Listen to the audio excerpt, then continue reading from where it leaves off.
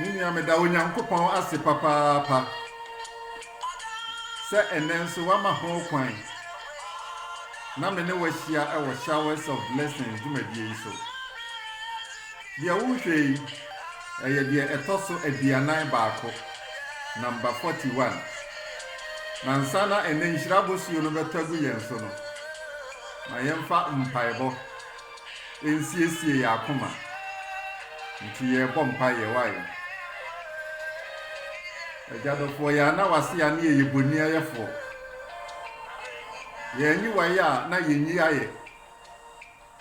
Ayeyi nkaudin. Asedan nkaudin. Enkanfo nkaudin. Entuntum nkaudin. Ebra wama yen akwanya. Ewo wasem ho nwindwene ho yi. Yesra o se mane nya nhyira ma yen. Ye nipadua ene yen kra nyina. Owura Yesu din mu. Amen.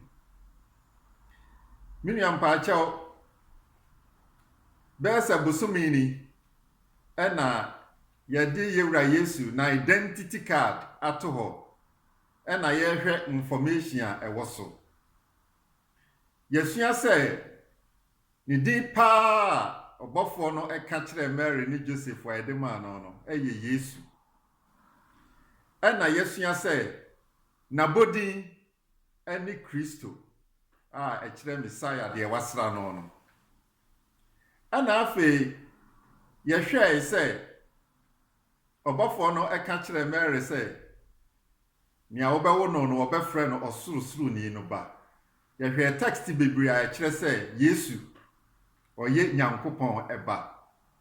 Nia Petro eka ya yewura Yesu no aso confirm we se obotan yi so ena mede masafo ebesie no. Yehwe se oye nyame ba wieye no. Ena yesan hwe se oye nyame eguama.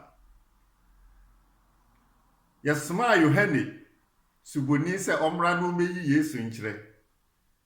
Na ada oye introduction no or say behold the Lamb of God who takes away the sins of the world. Hwe nyame eguama oyi wiase bone kro no enie. Enne yeda so hwe na identity card no. Na edin ba ku bi ewo so. Sa edin no de yen hyada emmo papa. Nenso ono a ode ne ho no. Obema yi a ode ne nkwa ebeje ye no. Sa edin no ena na opese ode frɛ ne ho. Sa edin no enye edin bia se onipa ba. Hallelujah. Onipa ba. Wo se Yesu ye onyame ba. Ana wo san se wo se wo ye onipa ba. Ai. Series bi wo ye nimu a ye behwe. Nia ema ye wura Yesu ne ho ye nwanwa no. Wo ye oguama na wo san ye Juda mu jata. Wo ye Alpha ena wo san ye Omega. Wo ye mfitiase ena wo san ye awieye.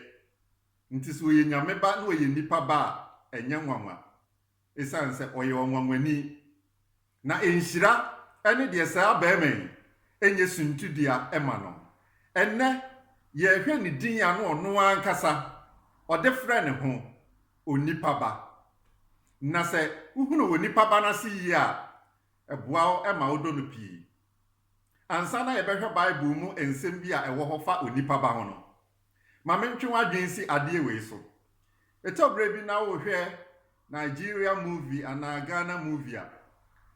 Ebi wo ho na prince bi, ohene ba bi.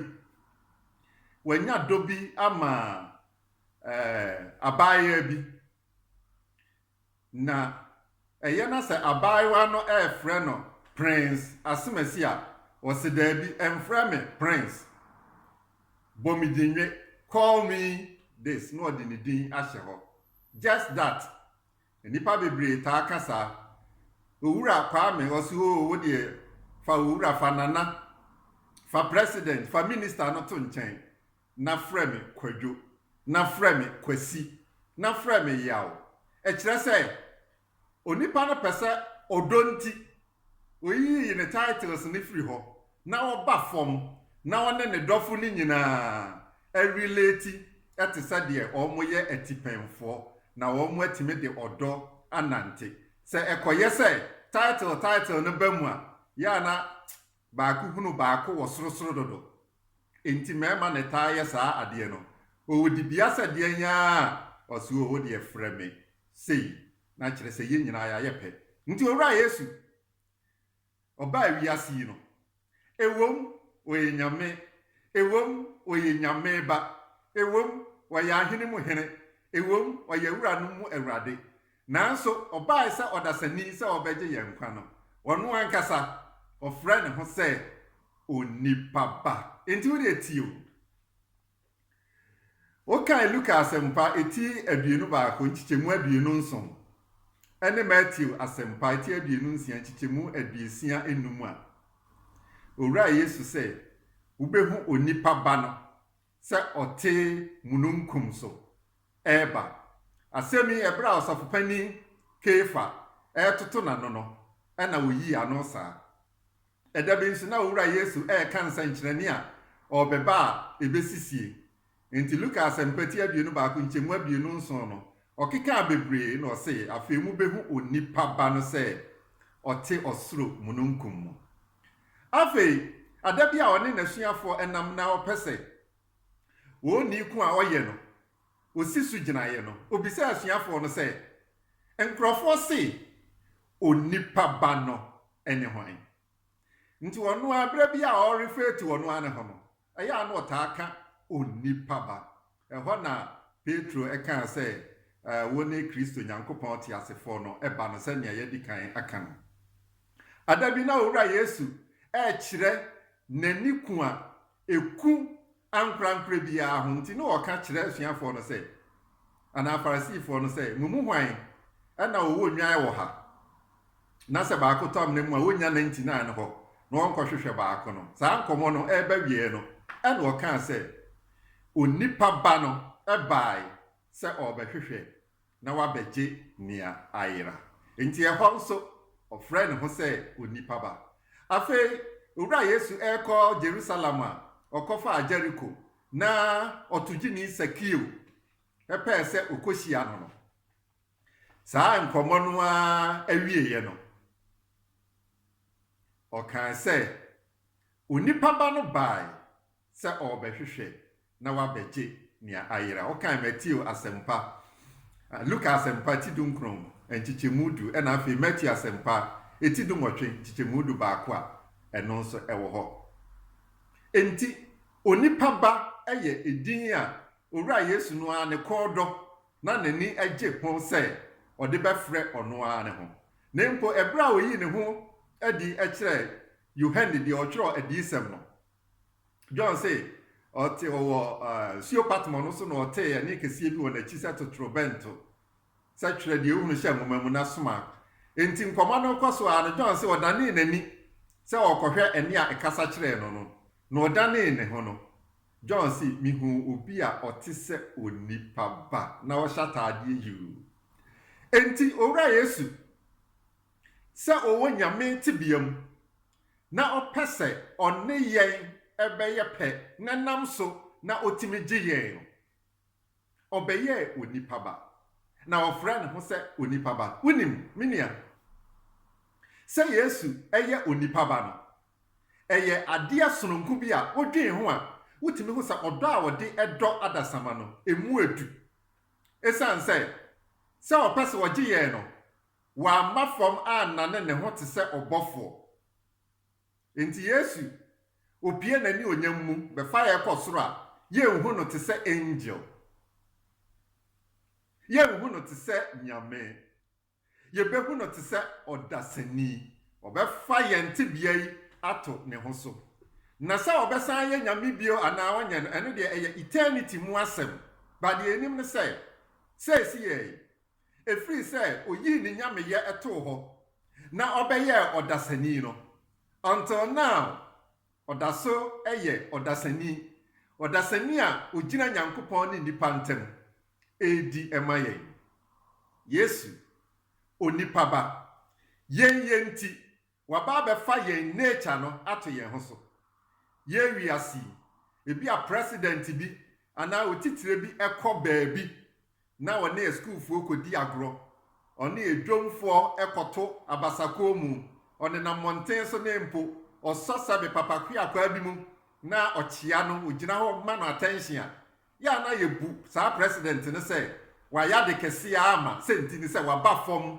ene obi abedi nkita ho nti yewura Yesu odonti sa obeje yenkwanti ote ba fom tifri nyame te bia mu tra abofo die mu eba beye odasani sadie beye na obetimi age yenkwanti o nyame te bia mu a ontimi nmu ema ne nyeye gisa oba nipa te bia mu na watimi abewu odonti odoben ena etisei waba abefa yente bia no bi ato ne hoso ada obeba abefa ye akọ heaven no ada samba ekuoku ha no wadi yanim ade akọkire n'agya agye Nyankopɔn sɛ wei ene de medi mi mogya atɔ obedi yanim na yebehu no sɛ yemu baako na wadi yanim akọ agya no anim kɔgye enkwa abotire na wode yenso yɛde ahyehye yɛn Yesu Kristo nyame aguama no ofra ne ho sɛ onipa ba waba yɛnte biam ɛne yɛn aba benya ayɔnkofa a ɛwɔ hɔ daadaa ɛnya hwee o ɛnya hwee ɛyɛ odontia nɛnɛ ni ayɛka fa ne ho nyinaa fa onipa ba a ɔyɛ no deɛ ɔno abie na no kan no na mpɛsɛ yɛde hyɛ adwene mu yie wɔ se onipa ba no bae sɛ ɔbɛhwehwɛ na wabɛgye nea ayera minia ɛhe na wohyɛ ɛhe na bɔne ɛde wakɔtɛ ɛhe na bɔne ama wadwane afiri Awurade anim aduro owura Yesu da so ɛhwehwɛ wo sɛ nnɛ wobɛka sɛ owura maba a ɔde ne mogya no ɛbɛte wo ho san sɛ wɔyɛ nyame aguama waba so ɔbɛhwehwɛ wo minua pene so na firi bra tene wo nsa na wabae ne nsɛm sɛ ɔbɛyɛ wo awa atu Yesu onyame bai nyame aguama ɔyɛ wo nipa ba a ɔtwɛn sɛ ɔbɛba ne nkyɛn na wagye okra enkwa afiri owuo ene bɔne mu mani gye ho sɛ owura yi mɛka ne ho asɛm medi ne ho enkomo ɛno nti onyame nhyira wo sɛ wonya akwan na wodi tie this edition of Showers of Blessing ɛbra yahwɛ the identity of Jesus Christ yahwɛ deɛ woso nyame boa deɛ ɛtoso aduanan mienu Showers of Blessing number 42 no adeɛ sononko bi enam kwan so ɛba enti ya ahwɛ kwan na onyame enam so ebehyira wo ɛbra ye di nkrai ma ye mpaye yewura Yesu ugya wahenie wɔ soro ɛbae sɛ wo ba bɛhwehwɛ yɛn abɔne ama ya yira afiri yɛn Nyankopɔn anim yɛsrɛw boa yɛn na yɛntimi ma yɛn ho kwan na na motu ahodo a watu sa wode gye yɛ kra nkwa firi owuo mu no anyɛ kwa ɛna dai mede me nua amene ne bɔ mpaye ɛhyɛ wo nsa fa wo dom so ɛgye no fa wo dom so ɛgye me ɛbra yɛate wo nkan na yɛmmra wo nkyɛn na yɛntena wo naase enkosi awieye na da wo beyi wo ho adie no yɛne wo manka yɛ nyinaa ɛnya ɛda nkwa ama yɛn kra yɛda wase sɛ watie yɛn mpaebɔ udin kronkron no mu amen